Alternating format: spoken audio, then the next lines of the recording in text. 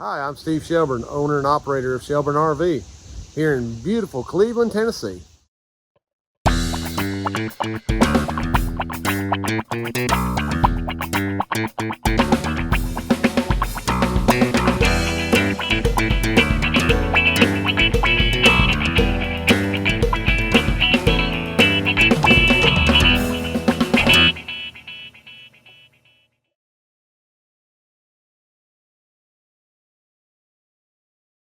So the RM1350 that was in our video last week that we were talking about, we put a cooling unit in, but it was having trouble maintaining. They put a new control board in that yesterday and ran it overnight. With the thermistor adjuster set all the way to this coldest setting and the eyebrow set at 5, they had 25 in the refrigerator and -10 in the freezer. So goes to prove that the board is correct now. So now they've got everything set the right way, and we're gonna let her come pick that up tomorrow. Back here on this big Montana, now you can see he's got everything pretty well tore apart at the moment, and you can see that cable was a problem. So yeah, just getting everything put back into place. Got the new cable stretched out, but obviously putting the new fascia back on. So yeah, this is part of the problem with this stuff, is a lot of times you can't get to that because that fascia is so nice and pretty up there. But yeah, so it's all back to operating. Basement here, Mr. Lewis working in the shop, and we had a real bad vibration problem. Look how wore down that outdoor bearing was on this thing. I mean, I've never seen one that bad before. So we've changed it out with a new fan motor, and again, got to change these things out with the sealed Dayton bearings. A lot of those problems go away. All right, so you can see they're working now on getting panels in and trying to get everything lined up correctly, and rivets and all that good stuff. So just working away on this project. All right, next project here is this big Influence built by Grand Design, and this customer had some body damage on this, and you can see there's the T-trim. It's all mangled, so all the parts have showed up. So at the moment, Mr. Thomas is working on getting all the J-wrap and everything put back in place. So just heading in that direction right there. Mr. Thomas has been working on this Grand Design Influence, and you can see he's got everything put back together right there. Even got the new decal in.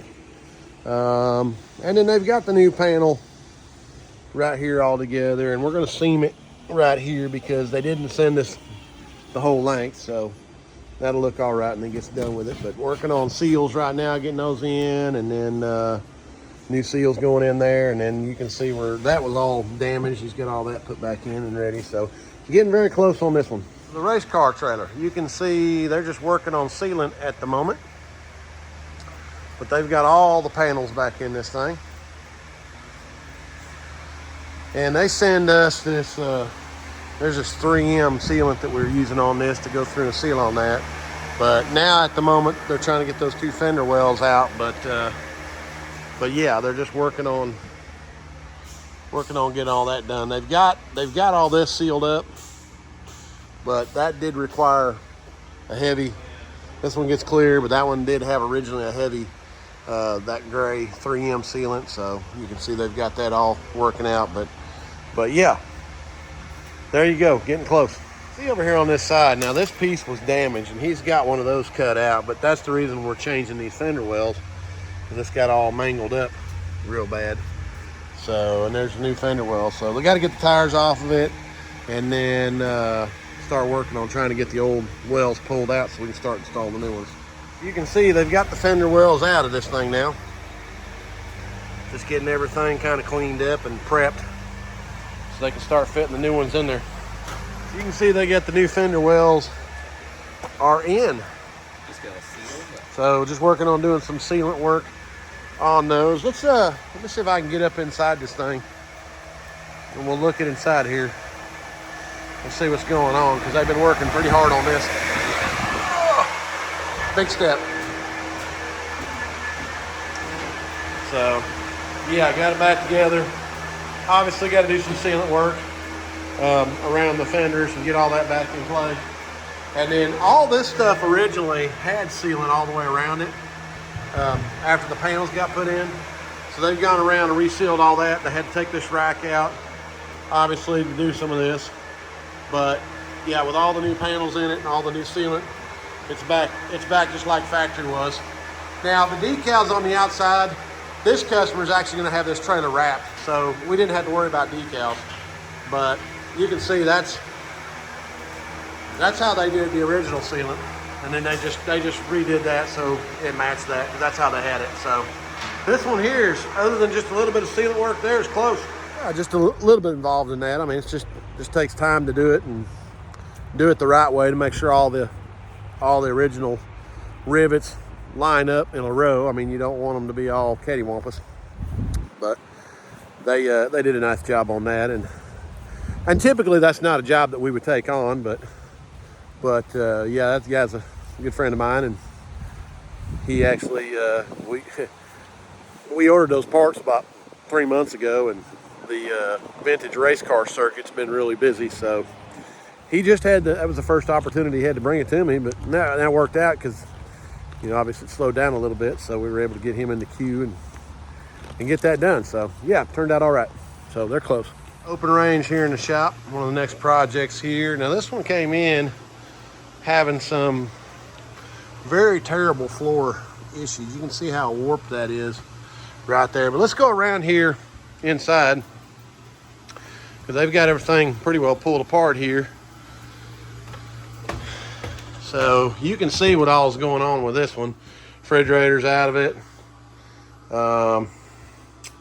So yeah, just working right now to get all this out, but we'll show you more as we get done. You can see they've got the floor out of that open range right there, and you can see how bad that one was rotted out. So, and it is a 1-inch floor, so we've gone to get the material for that to build the new floor. But yeah, that was pretty bad.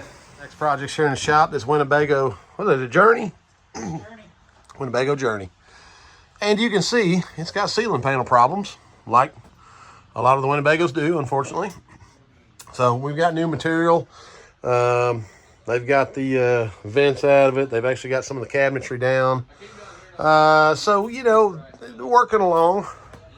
I don't know if there was one. Oh yeah, that one's getting, I think the one in the shower is getting changed. The ones back here, I think we're okay. But yeah, that one's getting changed, and then these up in here. So there you go. Working away to get that changed out. Working on a Georgetown Class A that has a BAL slide, and it's got a bad gearbox and motor, and you can see how they did all that. I mean, they tucked it away real nice and neat, but like most everything we work on, you got to undress a lot of stuff in here to be able to get to the access that, and then of course you got to go down here and adjust everything once you're done. So the boys are working on this at the moment. So the boys are over here working on a Momentum fifth wheel. Customer had stated that it had water coming from underneath it, so at the moment the boys have the underpinning pulled down and all the insulation out, and they're chasing a water leak at the moment. Let me show you what they got going on. So as you can see, they've got a lot of this out of here, but trying to figure out where this water is coming from. So doing some investigation on this to try to see if they can determine what is going on here. But as you can see, there's just time invested, and you can see there's water dripping through there. So time invested in trying to figure out what's going on here. So that's what they're working on at the moment. And unfortunately, that stuff just takes time. I mean, you got to pull stuff down and start looking, and I mean, it could be dripping from all the way in the front, it could be all the way in the back. I mean, it just takes time to figure all that stuff out. So unfortunately, that's the way that rolls sometimes. 2005 Meridian we're working on here. Now the customer had stated that the water heater would run, but then he would lose hot water and then would get it back, and it was kind of very erratic. Now I'm going to show you what I found down here. Now obviously we started down here underneath this, and I popped the housing loose. Now you can kind of see there's the hot water side. There's no check valve in that hot water side. There does appear to be a check valve in the cold water side. Now we pulled that out and it was just piped straight through. So let me take you over here on this other side and show you what we found. So over here on the water bay side, we pulled this panel. Here's the panel right here. We pulled the panel out, and back in there you can see there's the check valve. Now here's the check valve on the hot water side that we actually pulled out. And you can see that check valve has come apart, and so the pieces were actually up inside the fitting. So we've got a new check valve for that. But yeah, that's where they put that at. That one's a little more accessible than the back of the water heater. But yeah, we got a new check valve for that, and then we're going to retest the plumbing, make sure we don't have any leaks. All right, so this big Durango built out by KZ, this customer brought this one in and actually had cut it a little wide coming out of the campground and damaged the plate that holds the jacks.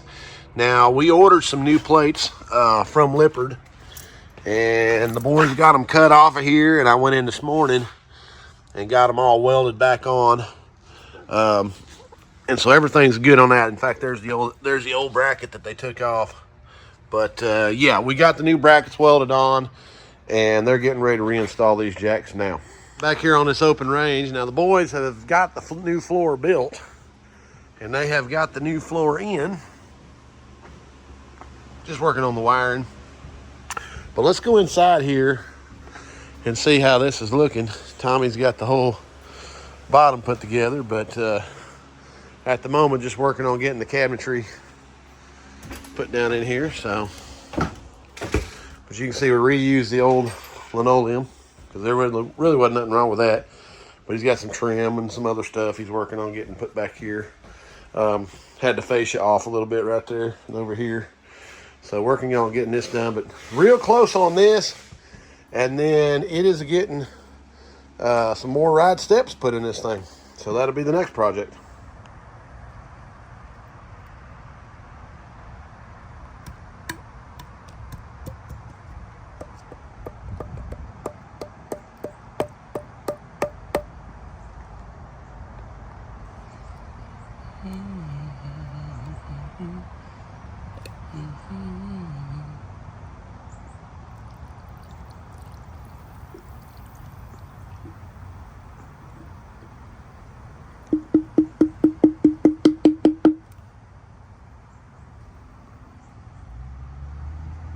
So we had a 2004 Prevost bus coming here to the shop. Now, these are not the original 6536s. Somebody has put some 46515-811s in this unit.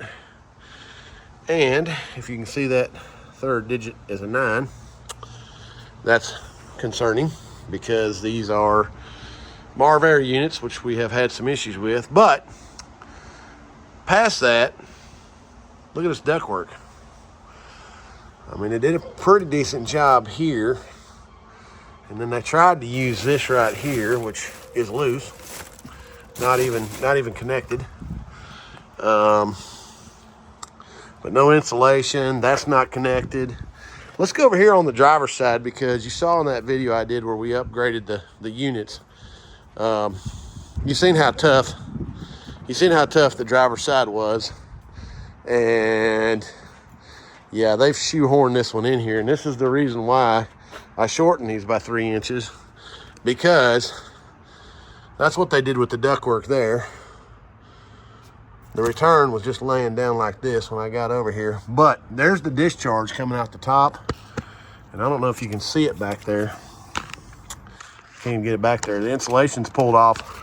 The insulation's pulled off of that, but they ran it up around there, stuffed it behind there, and then brought it up into that. Now, keep in mind, every 90 we add to this adds 10 feet of ductwork. Now, as crushed as that probably is back there, I'll almost bet you this thing's not flowing any air.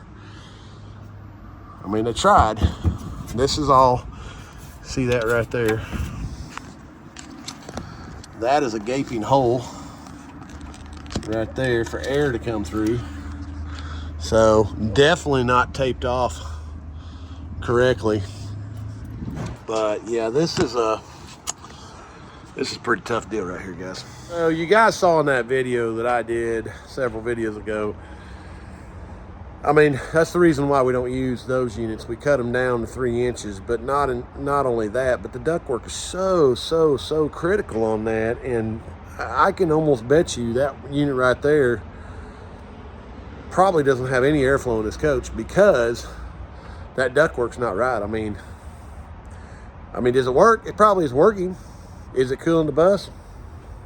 I mean, I can't imagine that any of that's cooling correctly. So I don't know. There's some tough conversations fixing to be right here, but I mean, somebody tried.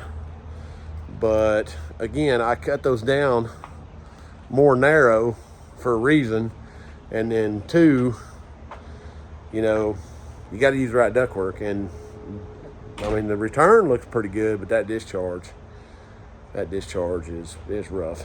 So gonna have to do some looking on that and some conversating, but that's where we're at the moment. So we're gonna put a camera down in the ductwork right here, because this is part of so what you're seeing in the camera right there is actually where the filter goes. And so what we're looking at is, you can see that gap right there between the filter area, and what you're going to see right here is, let me see if I can get it in there, Mr. Lewis. This is can we see it in the video right there? What's it actually showing? Yeah, there it is. That is the fan for the discharge. And so there's actually probably a 1-inch gap between the filter and the discharge, which means this thing is short cycling, because the air is being sucked from the filter area through that hole right there. Now, part of the other issue is this gap between here and the coil. So that bottom 3 inches of that coil, which you'll see right down here, is probably not getting any airflow against the coil, and the bottom 2 inches are freezing up. So the other issue that we're seeing up here is, look at this. This is the return. See that gap right there? I can actually stick my thing in there. So it's sucking air all across there because that didn't get sealed off correctly. Now, the other thing I'm concerned about, and we're going to look at this is the discharge. So this is the discharge that they installed in here, and you can see how it's all jammed up back here behind the plumbing right there. So part of the issue is when it comes back over here, you can see how restrained that ductwork is, because it's all tucked behind, right behind the air conditioner, which doesn't have a lot of room, which means it's restricted. That air is restricted right there. So let's see here, we're going to get a bigger, I want to look up in that area right there, because part of the issue is I want to see what's going on up here. So yeah, there's some areas right there that need to be taped up that are not. So we've got issues with the ductwork, obviously back in that area. Yeah, so yeah, so there's a bunch going on here. Now let's go over here and look at this other side real quick, Mr. Lewis. All right, so over here on the passenger side, now I want to show you this. See how the gap is gone over here? So that's sealed all the way across. So this side is correct. But again, you've got very little room back here, which again is causing freeze up situations, because the gap between the back of this is not that much. About this, you know, we try to have a minimum of 3.5, 4 inches in between here. That's like 2.5. So what happens is the bottom of that coil is going to freeze up because there's no airflow back there. So this makes this very challenging because, again, not installed correctly. So we're gonna hook our test box up to it now and see what we got. Got it running right here, and you can hear compressor 1 is running. I had to push the high pressure limit switch to get it to start, but we've got no outdoor fan. So this unit here, we've got to figure out why we have no outdoor fan, because that's why the head pressure's climbing and that compressor's tripping out. This is actually the discharge, and you can see that's all they've given us for discharge. So you can see there's the outdoor fan. There's the outdoor fan right here. But what's obviously concerning here too is the fact that, let me get my thing right here. See if I can show you guys. Hold on, bear with me.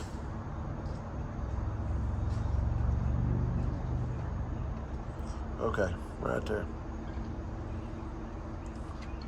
Look how far back in here. Look how far back in here that goes. That is all restriction. And so what's happened is they haven't gotten this opened up enough where air can actually flow out of it. All that's capped off there. So there's literally restriction in that. So not only is the fan not moving, but the air is restricted. So we got in here and got the test in. Indoor or outdoor fan on low is dead. I tried running it with the outdoor fan high plugged up to the low just to get it to run, but the board will not initiate compressor 2. So there's probably something going on with that. This here was part of the soft start, and they had this wire hooked to the 120 and these hooked to neutrals, which that's not supposed to be that way. So this was even hooked up incorrectly. So we're gonna go over to the driver's side now and see what's going on with this unit. We're here on the driver's side, and I'm gonna show you what's going on here. This hard start, if you can see right here, I'm trying to get my fingers in here without you guys getting blocked. See the brown wire? Okay, so there's the black, there's the brown, and there's the white.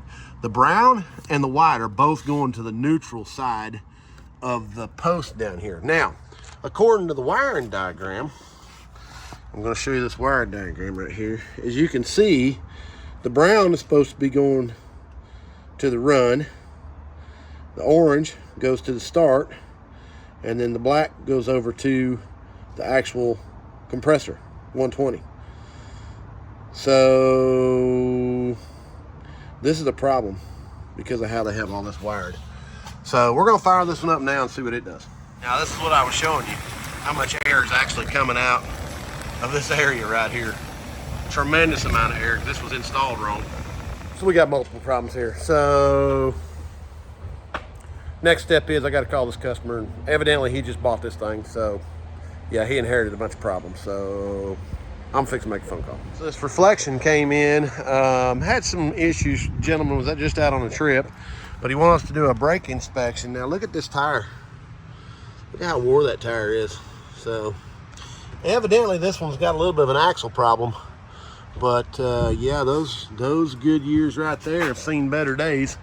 This Durango was the one the boys were working on this morning, where we welded the new jacks on, and they've got the jacks back on and in place. So just a couple of items they got to do on that one, and that one's ready to head back to the house. There you go. You see I had quite a bit going on the last week or so. The school was off last week, so they were unable to do my video for me, but they're back now. So yeah, you see we have quite a bit in the shop we're working on.